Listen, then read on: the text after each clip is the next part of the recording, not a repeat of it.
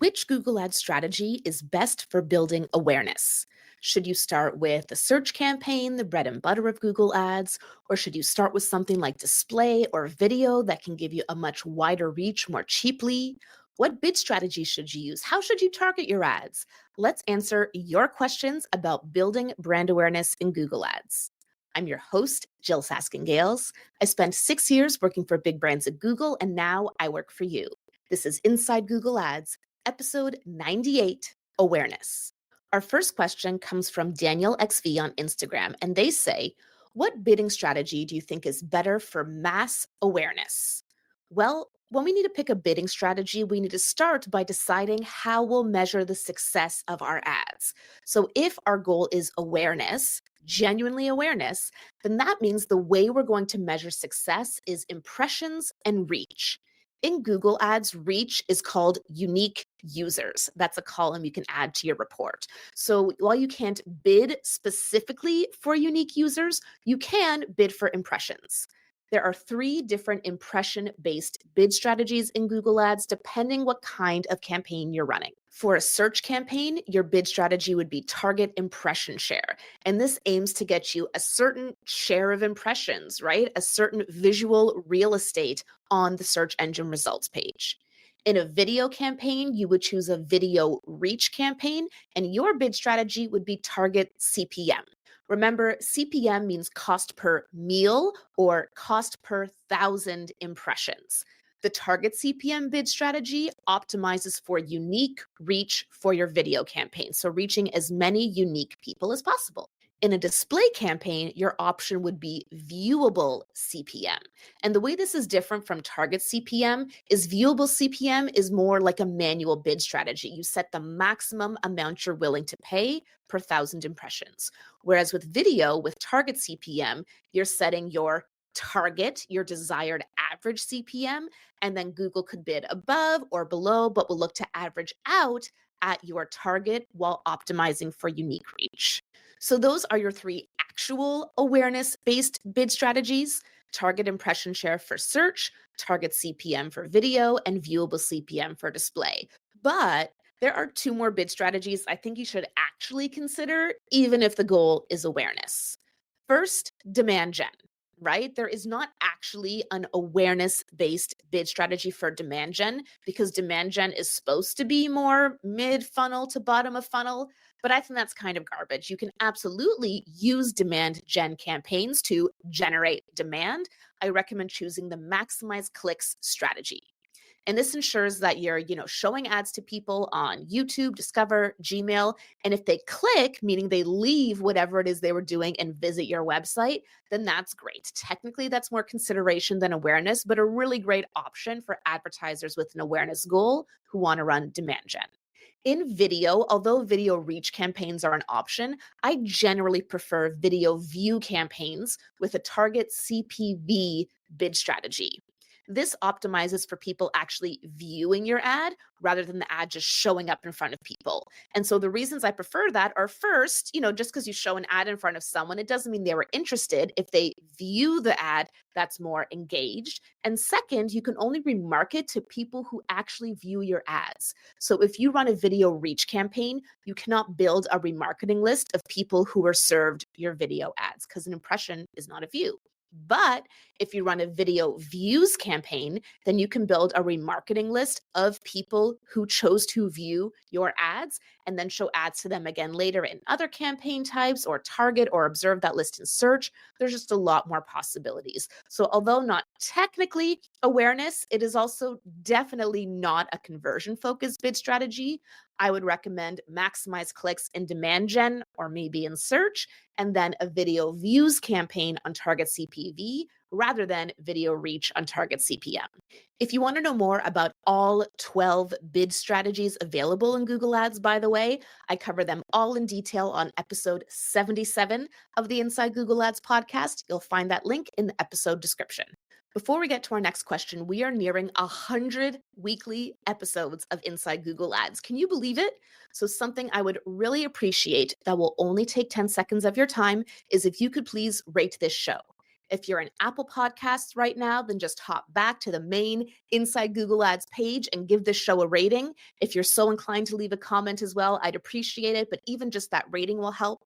If you're in Spotify right now, again, just hop on back to that main Inside Google Ads podcast page and give us a rating. And if you're watching this on YouTube right now, thumbs up is always nice on this video, but you could also scroll down a little to make sure you're actually subscribed to my channel so that you can be notified when new episodes come out every week. Thank you so much for tuning in to Inside Google Ads every Thursday for 98 episodes and counting. Our next question comes from Bhavin Parmar on YouTube, and they say, do you think display is not useful even in an awareness campaign for a local services business using keyword and similar site visitor audiences? Let's break down this question bit by bit. I generally say that I hate display campaigns, and I still pretty much stand by that just because there are much better options in Google Ads, like demand gen or like video. So for a local services business, that's what I would recommend instead. Or of course, local services ads, if you're eligible. Now, interestingly, the two audience types you mentioned here don't actually work with display anyway. A keyword-based audience, meaning a custom segment built on search terms, does not work as intended in a display campaign. You have to use that in demand gen or video on Google-owned properties only. And similarly, similar site visitor audiences, I believe by that you mean a lookalike segment, and that is only available in demand gen. Google has announced it's coming to video campaigns, but that's also not available in display. So what kind of targeting and campaign types should you actually use for your awareness campaigns? I tend to prefer at least starting with Google-owned properties via a demand gen campaign set to maximize clicks.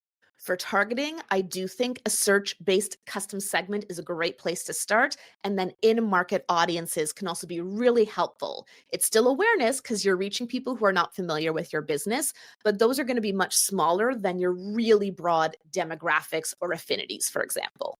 I actually don't tend to use lookalikes that much. I find that they're not very effective for smaller local businesses, but you're welcome to try it out. I do recommend using your customer list as the seed list for a lookalike, because anything broader than that is probably not going to be a strong enough signal for Google or for you.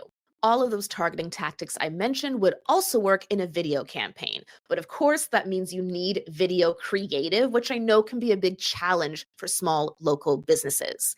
In demand gen, you can run video, but you can also just use image ads. And I would say the vast majority of my Google Ads coaching clients who are either agencies serving small local businesses or are the local business owners themselves, they tend to just use image-based demand gen. By the way, if you're feeling a little lost by some of the words I'm throwing out here, like demand gen, display, video, local services ads, I cover all of this in my Inside Google Ads course. You can learn more and join at learn.jyll.ca, that's JYLL.ca, or follow the link in the episode description. Our final question today comes from YHL Bill on TikTok, and they say, should YouTube ads be more like a TV commercial? And the answer is actually not so much. The kinds of videos that tend to work well on YouTube are quite different than the kinds of videos that would work well in a classic TV commercial. There's a framework that YouTube has put out to tell you exactly how to think about creating effective video ads, and it's called ABCD.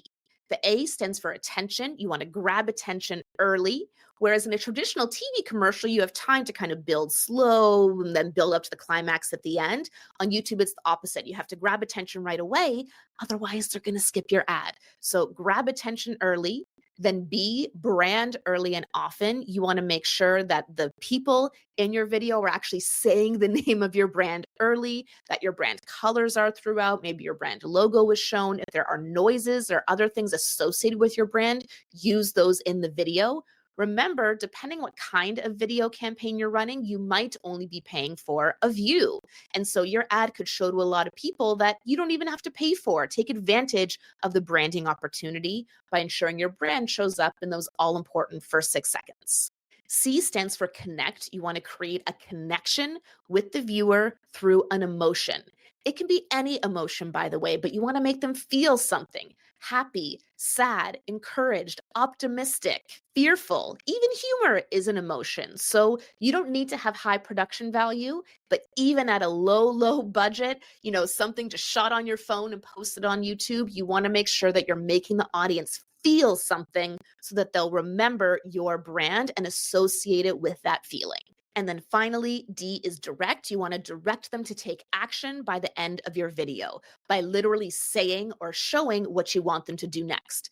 For example, you could even show someone looking up your brand on Google. That's a great way to direct them to action. To learn more about the ABCDs, I recommend Googling YouTube ABCD framework, because if you forget the framework part and just search YouTube ABCDs, you're going to find the alphabet song for babies. Ask me how I know.